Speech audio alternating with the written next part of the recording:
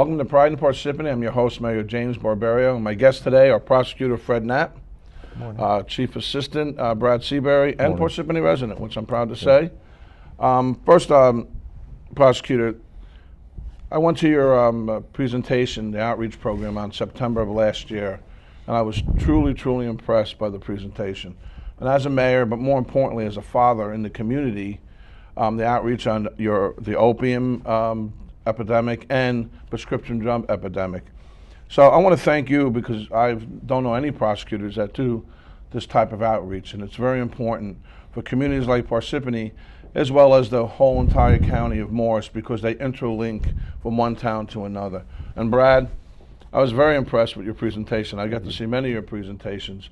So ladies and gentlemen, I just want you to know that in January, we're doing this presentation here in Parsippany, and we'll keep you updated on our social media, and we will outreach, and hopefully you will come and attend. Let me just, because I got my own cue cards here. Okay. I got to go through the statistics, and you guys know them better. The statistics are staggering. More than 12.5 million people admit to abusing opiates, and 4 out of 5 people on heroin started on a legitimate prescription medication. We have to address this problem, and again, I want to thank you both for being here. Can you explain what exactly is heroin and how it affects the body? Well, heroin is a naturally grown substance that is actually manufactured from opium and from the opium plants. Predominantly, the opium that we have in New Jersey is coming from South America and from Afghanistan. And basically, those of you who've seen this, the plant will grow and they will score the top of the plant, and the poppy rather, and it oozes like a white substance, a gum, that is then harvested and refined into opium. And opium is later manufactured into heroin. So that's obviously part of the problem that we face. The other part of the problem we face, and probably the more pressing problem, is the opioid drugs that are proliferating, not just New Jersey, but all over the United States. So we're dealing with both substances, and now yet a third, which is fentanyl. And Brad can explain more about fentanyl if you'd like. Yes. So fentanyl is, it's really troubling because what we're seeing is there's more and more fentanyl in New Jersey and even in Morris County. Unfortunately, we're finding fentanyl mostly at death scenes. It is 50 to 100 times more powerful, more potent than morphine. And really, when someone buys heroin down on the streets, they could buy it in Morristown, they could buy it in Parsippany, they could buy it down in Patterson, they don't know what they're getting. And all too often, it's such a high concentration of fentanyl, they use it since they don't know what they're getting, and they overdose, and in many instances, fatally. Now, in Morris County, is this epidemic on the rise? Has it been? Because I know there's been a lot of outreach. Well, all I can tell you is about the statistics we have. Our arrests, narcotics arrests, have increased substantially every year since I've been prosecutor, which will be 4 years actually this month. So we have had a strict enforcement policy, predominantly for for-profit dealers. Brad heads up the Special Enforcement Unit, which includes narcotics and our narcotics task force. So we have seen a rise in narcotics arrests because we have actively sought to arrest narcotics drug dealers. And we have utilized task force officers from many of the municipalities. And I'm very thankful that we've had task force officers from Parsippany, from Morristown, and from many of the other municipalities throughout Morris County who really help us tremendously. Our resources in the prosecutor's office are limited, obviously, so we draw upon the 39 municipalities, actually 38 that have police departments, to provide us with assistance, including the sheriff's office, the park police, provide us with additional manpower for our narcotics task force. So we've really been able to ramp up the amount of enforcement we've had. Unfortunately, at the same time, the availability, the affordability, and toxicity of heroin and opioids has increased. So you have these two factors going on simultaneously. And part of Brad's presentation, and you've seen it, Brad does a really remarkable PowerPoint demonstration that will show graphically the increases in drug arrests. It'll also show the increase in the number of fatal overdoses. So we have seen both on the rise.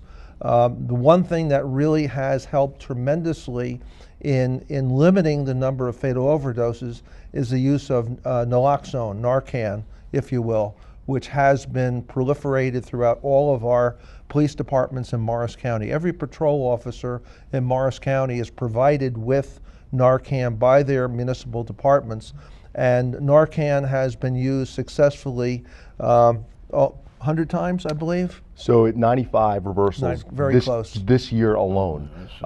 That is up from last year, which was 43. So it's significant. It's significant. And it was actually administered a little over 100 times. So most of the times it is successful. And I'm not sure if every viewer knows what Narcan is. But I was going to ask you, what's it do? What Narcan is, it's administered nasally. It looks like a small syringe that has an atomizer, which basically just turns it into a mist.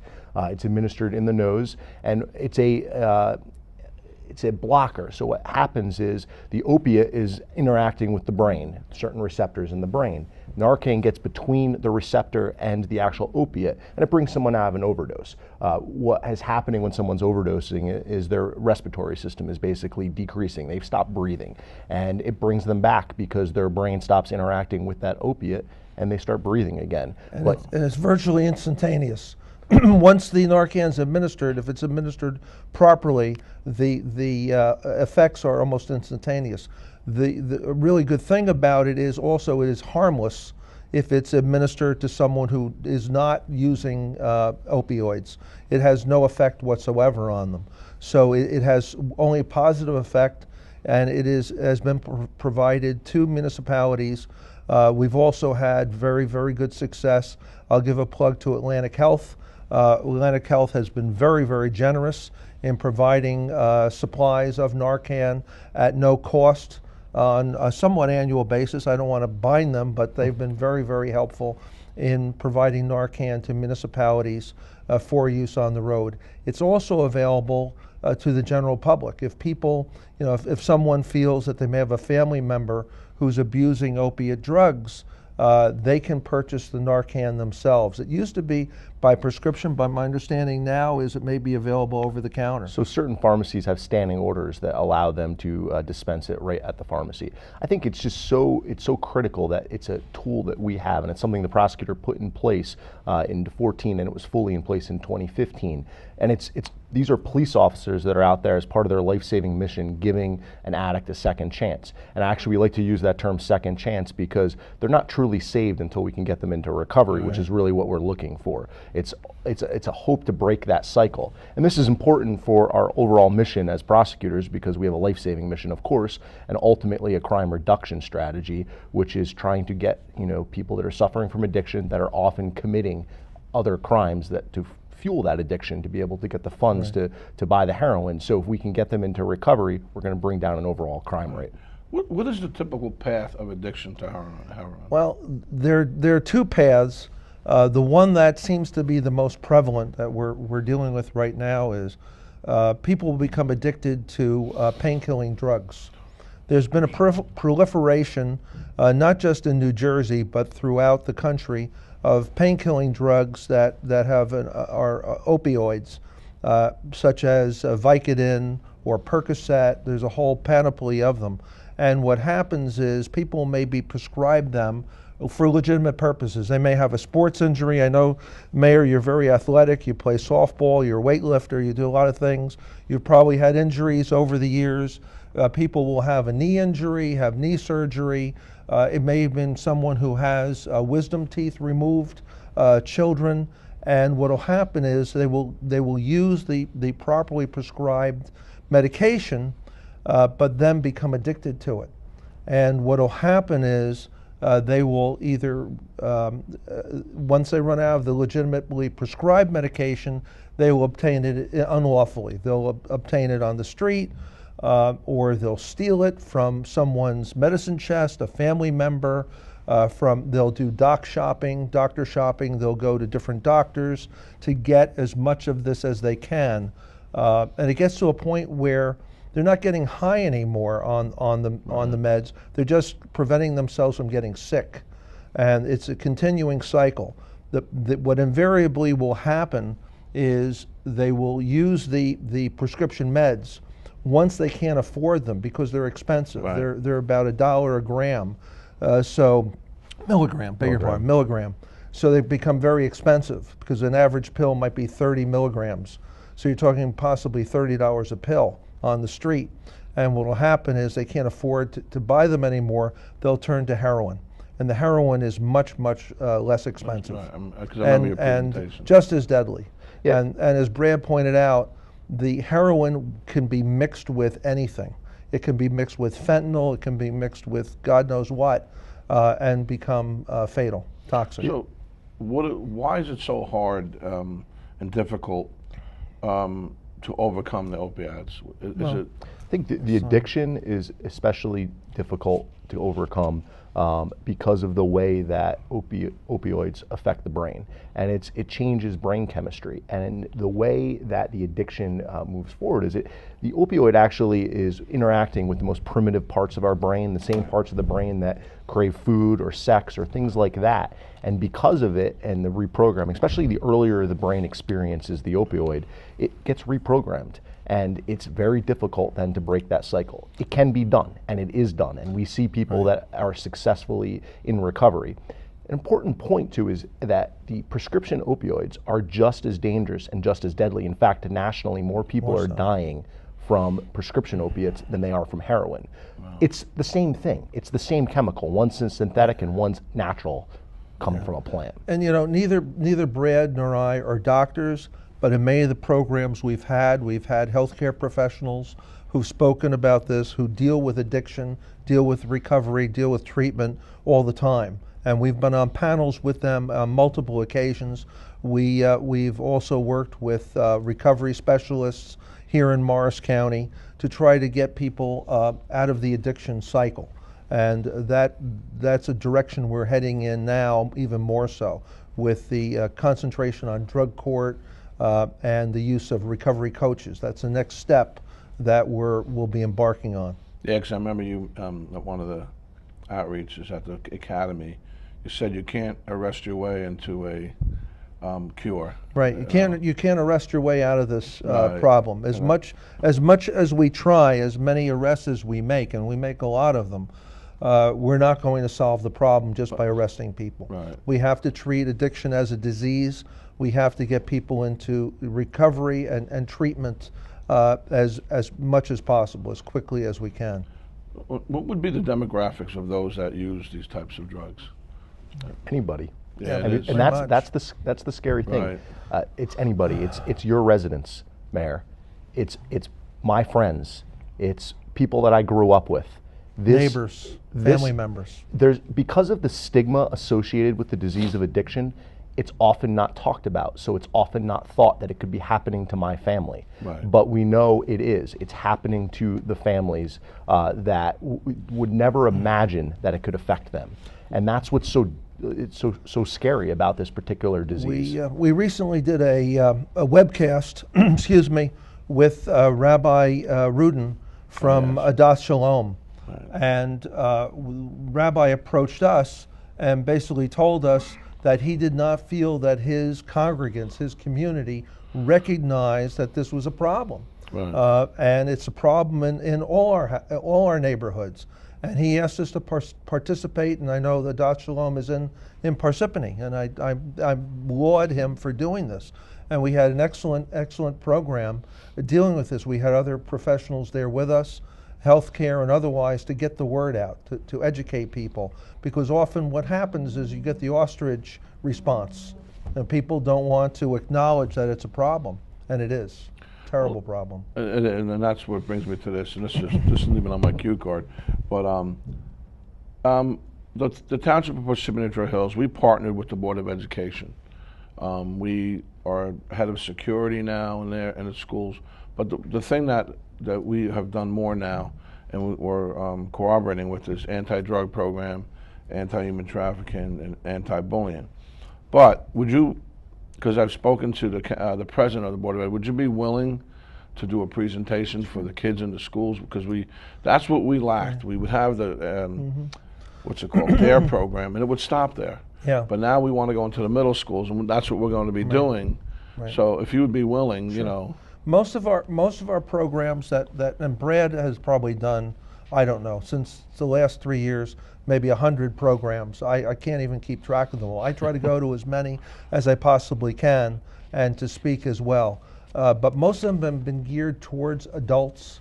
But I'm sure that we could put something together, Mayor. Right, because, okay, now, as you know, there's those that are addicted, but there's also something that probably relates to it, is what types of crimes are associated with opiate use? Virtually any type of economic crime and even violent crime. There's been a proliferation of burglaries, thefts. You have Parsippany and many communities in Morris County has like the big box stores, and the big box stores have been hit terribly by shoplifting, oftentimes to feed addiction. We'll see that, but burglary is very high. We put into place programs to deal with pawn shops to track stolen jewelry and precious metals that are stolen from people's homes. But it can't even be violent crime. It can be street crime. We're very fortunate in Morris County that we don't have the street crime, knock wood, that they have in let's say other more urban counties, right, without naming them. But we do have a lot of crime in our homes, thefts, that sort of thing, car thefts, you name it. So that feeds the addiction. Yeah, my impression of the 2,000 to 3,000 indictable cases that come through the office in any given year, that 80 to 90% could be tied back to the narcotics trade, because, as the prosecutor said, our property crime, our violent crime, often is being done because of the need of narcotics, the need to go get, or as part of the violent drug trade that's associated with it. Okay, so now we got all that, but let me ask you this question. What are the signs that individuals like myself, a parent, school teachers should look for? What signs that you would... Well, the first thing I would say, and Brad will get into the specifics, first thing I would say is any significant changes. If you have a child and you see the child behaving differently, there's something going on. If you see the child has new friends or is not with the friends that they've been with over years, those are typical types of behaviors to look out for. Brad can give you more specifics. Yeah, change in behavior, I think, is the number one that the experts say to look for. Drowsiness, the lack of interest in your typical activities that the person was previously interested in. Money disappearing, items from your home disappearing, jewelry, because all too often the stealing starts in the house. Going to many doctors, and sometimes it's right in the family's face. It's so obvious. The fact that the person is using pills, and it's not necessarily always connected by your average person to realize that is the beginning of that heroin addiction, or an addiction to prescription pills is just as dangerous. So obviously, this question, I don't know if I'm going to ask it, because no question is a bad question in my opinion when it comes to this, because we have our own police force. So what is the prosecutor's office doing to combat this epidemic? I know you're doing an outreach program, but there's a lot more probably involved just the outreach. We do multiple things. Right. One is strict enforcement to arrest for-profit drug dealers, and that involves activity throughout Morris County, and we work with other counties. We'll work with, 2 years ago we had a multi-county operation where we worked with Bergen, Passaic, Sussex counties, where we went into the city of Patterson with task force officers and made over 300 arrests. And it was just to show a presence, and the goal was to try to put somewhat of a lid on the open-air drug trafficking that goes on in the city of Patterson. We knew that it would not end the problem, and it obviously has not. But we're hoping to make a point by doing that, and we may be doing something along those lines in the future, who knows. But we do strict enforcement of for-profit drug dealers. We also are now doing educational programs, have been doing them for the last 3 years, getting the word out on programs such as this, going to schools, going to the League of Municipalities. We spoke virtually to any group who'll ask us. We're there. We'll work with the local substance abuse alliances, along with the County of Morris. And now we're going more into the recovery and treatment area. And Brad can speak about the Recovery Coach Program. So we know, as it was said, we can't arrest our way out of the problem, and we have to break the cycle. And the way to break the cycle is to get the drug user into programs. So we have things like drug court, which allows, through state funding, to put people into treatment facilities to either use outpatient programs or inpatient programs. And the idea is if we can get these people out of that addiction, they're not going to be committing the burglaries and the thefts and the other violent crime. So it's a huge component to the strategy. However, a for-profit drug dealer will always be treated differently in this county, and we will aggressively go after them. We will also aggressively, and we have very successfully done this, is anytime that there's a death in the county, and there's entirely too many at this point from heroin, the prosecutor put in a policy, an approach where not only is the Major Crimes Unit responding and investigating that homicide as a strict liability death, for strict liability death prosecution, but the narcotics unit responds. And if we can't prove the strict liability death, sort of murder, we will go and we will target that drug dealer that was selling that poisonous cocktail that killed that addict. And I don't care if they're standing down on a corner in Patterson or if they're standing on a corner in Parsippany, we're going to find them, we're going to arrest them, and we're going to try to put them in state prison for as long as possible. That's the dealer that needs to go away. Right. Important distinction, because sometimes I think people make kind of put those together, they blend. That's treatment for the addict and still state prison for that for-profit drug dealer. I can tell you I had surgery last year, and every time I go for, I will not take them. I have never taken, I had surgery in the lower side here, and I have never taken any of those drugs, only out of fear that, it's only temporary, the pain will come back. So, and that's from the education and when I come to these things, and it makes me wonder, like, I get that, you have to have certain types of drugs, but that's my fear, and it's always been my fear. I don't think I've ever taken pain, any of those that you've discussed, because it's, Well, they have their place, but the problem is that the doctors and there's a program called Do No Harm that was targeted at doctors. It was actually a statewide program to educate doctors more on restricting the prescriptions they give. And I personalize a lot of this in programs that we do. But you may have a minor injury where it's painful, and the doctor might prescribe 30 pills, right. 30 days worth of pills. Whereas now doctors are being more educated. We're out there, and other groups are telling them, and they're being trained, give a 7-day right. supply, cut it down, if someone really needs it. We did a program not too long ago at the Meadowood Manor in Randolph, and on the panel there were two healthcare professionals who dealt with this specific issue. And one of them said, look, most pain you can deal with over-the-counter medication, and just slightly increase the dosage. And I'm not a doctor, I'm not prescribing anything. This came from healthcare professionals who deal with this every day. And basically said, you can tolerate the pain. You should be able to tolerate that pain by dealing with the over-the-counter meds. Sometimes you can't. Right. But the key is to try to manage it as much as possible.